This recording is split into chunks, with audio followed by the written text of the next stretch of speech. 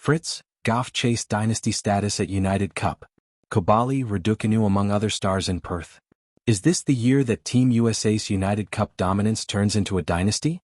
Armed with top 10 stars Taylor Fritz and Coco Gauff, and thriving in a format that rewards depth as much as star power, the Americans seem eager to capture their third title in 4 years.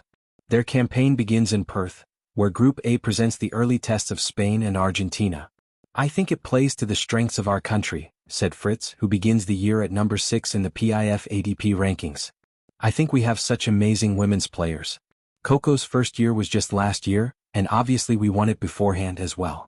The first year we had it with the top 2 men and top 2 women. I think that favors our country even more in that kind of format.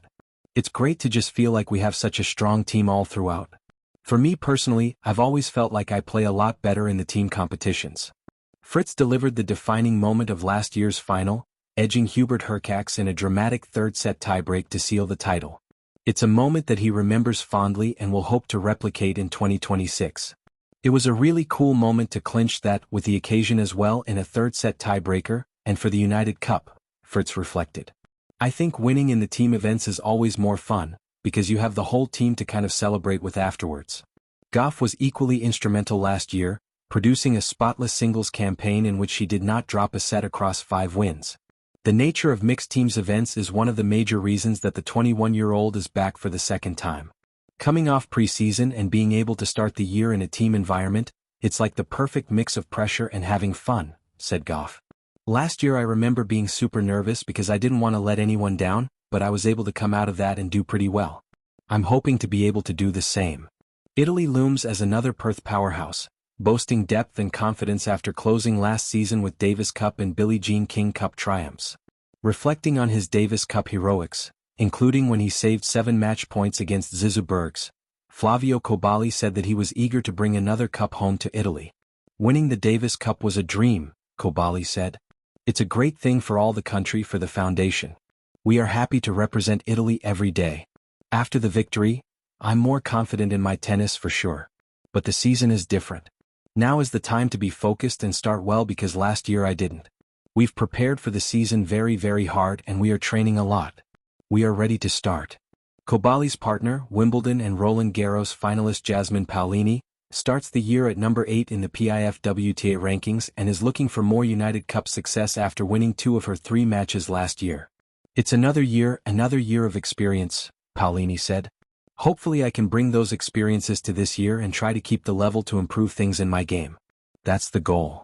Reflecting on appointing countrywoman and United Cup teammate Sarah Errani as coach in the off-season, Paolini said, "It was the moment to say officially, to recognize her role in the team.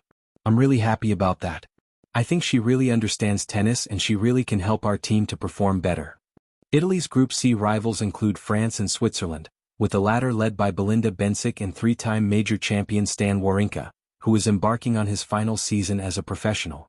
"It's going to be special, but it's going to be my last year after more than 20 years on tour," said Wawrinka. "It's going to be really special playing all these tournaments that I play so many times for one last time. For me, I'm just grateful to be able to play those tournaments again one last time, one more time, to see all the fans around the world. I'm super happy also to discover new cities like here, Perth." France, meanwhile, is captained by former world number 10 Lucas Pouille, a proven leader in team competitions. Pouille famously clinched the decisive 5th rubber in the 2017 Davis Cup final, a moment that underscored France's pedigree on the international stage. "We've always had a lot of players to compete in this competition," Pouille said of France. "We were able to win the Davis Cup a couple of times. We are always present in this kind of competition, a team competition, and I really hope that we can make France proud this year at the United Cup." Great Britain also features in Perth, where 2021 US Open champion Emma Raducanu will make her United Cup debut under the captaincy of Tim Henman. She is joined by Billie Harris, returning for a second consecutive year. "I think it's a great way to start the year being part of a team environment," said Raducanu. "It's a little bit easier to settle into the year, which is so competitive and individual. It's nice to share this with the team. We all get on really well and have been having a great time off the court and on the court. It's nice to be a part of that and it's such a change from what we usually do. I'm just really happy to represent GB and have the opportunity to also play in such a beautiful place and see Perth. There are moments in sport that feel bigger than a match, bigger than a title, even bigger than a career. These are the moments that stir collective memory, that become part of a larger legacy, the kind whispered long after the final point is played. For Taylor Fritz and Coco Gauff, the United Cup has become precisely that kind of stage.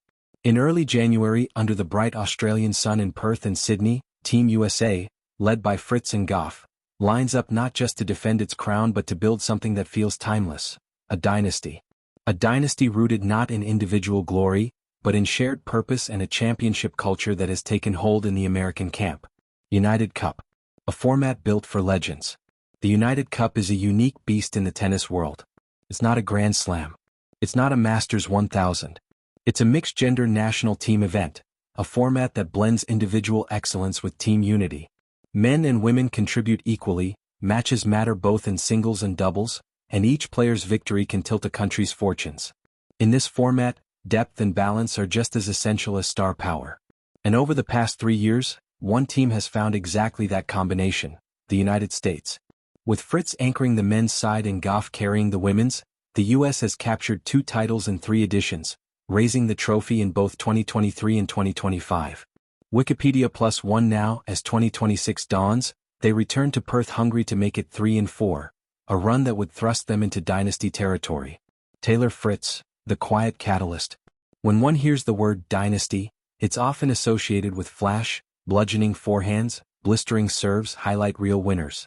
Taylor Fritz certainly has those weapons, but what sets him apart is far subtler. Intelligence, resilience, and timing. Standing just inside the top 10 in the ADP rankings, Fritz has evolved into one of the tour's most cerebral players, a strategist who reads patterns, shifts momentum, and performs when it matters most. Forbes. His defining United Cup moment came in dramatic fashion. In the 2025 final against Poland, Fritz delivered the clinching blow in a tense, third-set tiebreak, sealing the title for his country. That wasn't just a match winner.